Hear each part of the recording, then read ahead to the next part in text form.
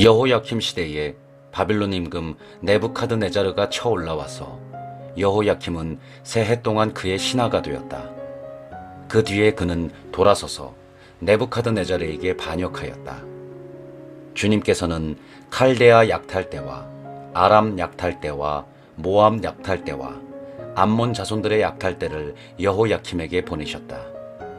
주님께서 당신의 종 예언자들을 통하여 하신 말씀대로 유다를 멸망시키려고 그들을 유다에 보내신 것이다.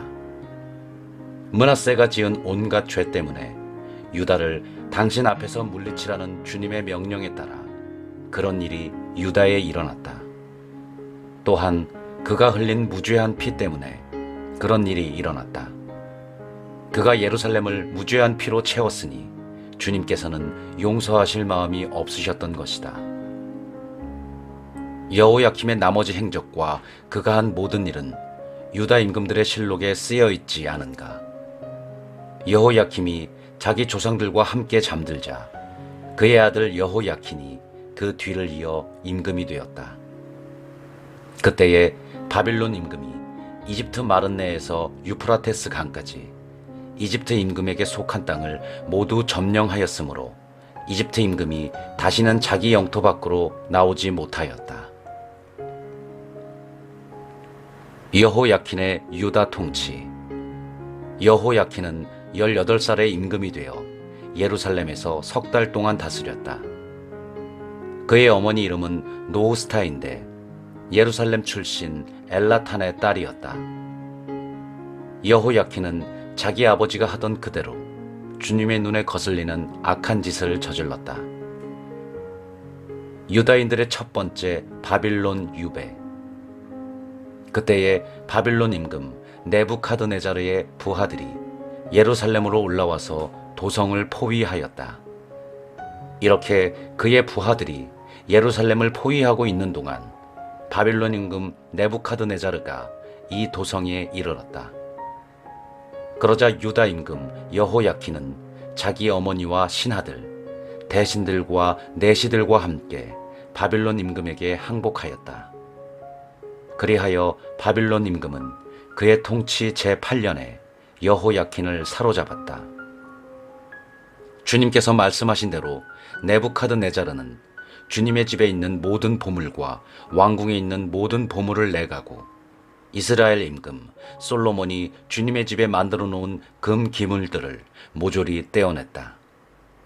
또한 온 예루살렘 주민과 모든 대신과 모든 용사 등 포로 1만 명과 모든 장인들과 대장장이들을 끌고 갔다. 그리하여 나라 백성 가운데 가난한 이들 말고는 아무도 남지 않았다. 네부카드네자르는 여호야킨을 모후와 왕비들, 내시들과 나라의 고관들과 함께 바빌론으로 끌고 갔다. 그들을 끌고 예루살렘에서 바빌론으로 데려간 것이다.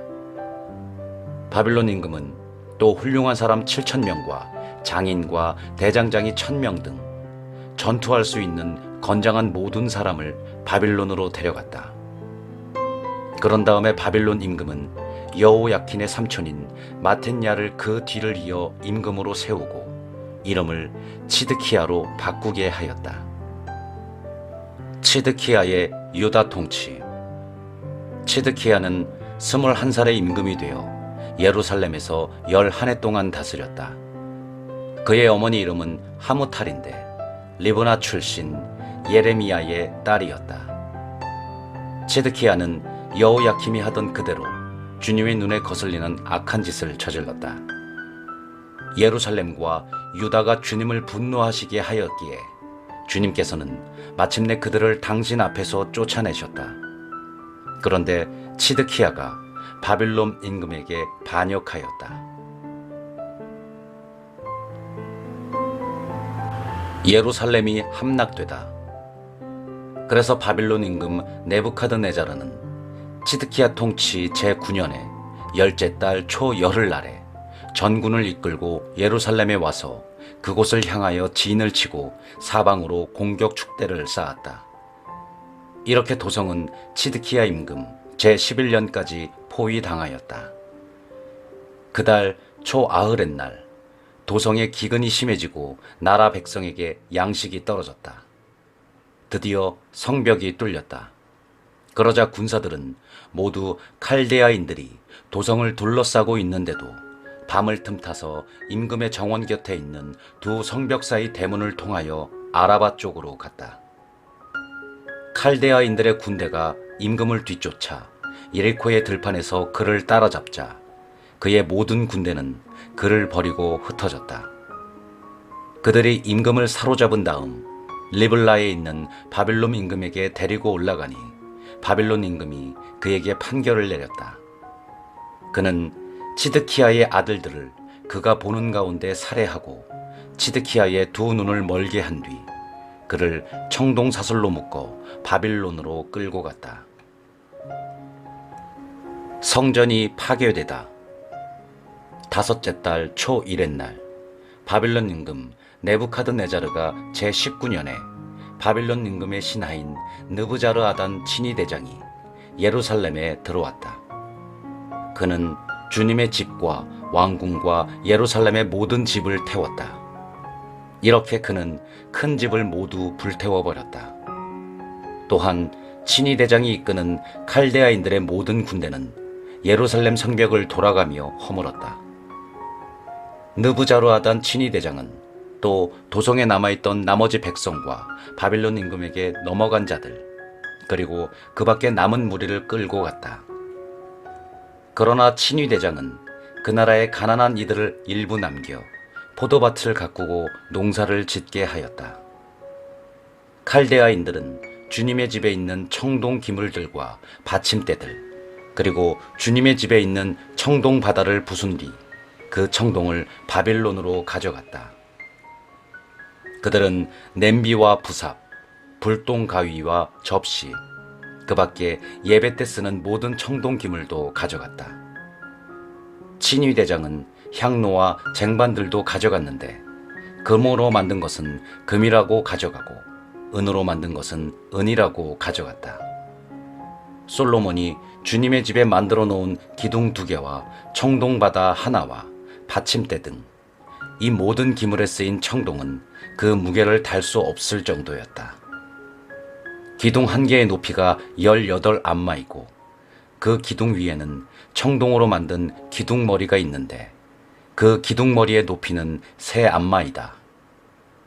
이 기둥머리에 있는 모두 청동으로 만든 그물과 석류들이 돌아가며 달리고 두 번째 기둥도 마찬가지로 그물이 달렸다. 친위 대장은 스라야 수석 사제, 두 번째 서열의 스바니야 사제, 그리고 성전 문지기 셋을 체포하였다. 또한 군사 지휘관인 넷이 하나도 도성에서 체포하였다. 이 밖에도 도성에서 발견된 임금의 측근 5과 나라 백성을 징집하는 군부 대신 서기관과 도성에서 발견된 나라 백성 60명도 체포하였다. 느부자르아단 친위 대장은 그들을 체포하여 리블라에 있는 바빌론 임금에게 끌고 갔다. 바빌론 임금은 하맛 땅 리블라에서 그들을 쳐 죽였다. 이렇게 유다 백성은 고향을 떠나 유배를 갔다. 네부카드네자르가 그달랴를 유다 총독으로 임명하다. 바빌론 임금 네부카드네자르는 사판의 손자이며 아히캄의 아들인 그달랴를 자기가 유다 땅에 남긴 나머지 백성의 총독으로 임명하였다. 바빌론 임금이 그달랴를 총독으로 임명하였다는 소식을 군대의 모든 장수와 그 부하들이 들었다. 그래서 그들, 곧 느탄야의 아들 이스마엘, 카라의 아들 요하난, 느토파 사람 타누멧의 아들 스라야, 마아카 사람의 아들 아잔야와 그 부하들은 미츠파에 있는 그달랴에게 갔다. 그달랴는 그들과 그 부하들에게 맹세하며 말하였다. 칼데아 관리들을 두려워하지 말고 이 땅에 살면서 바빌론 임금을 섬기시오. 그러면 그대들에게 좋을 것이오.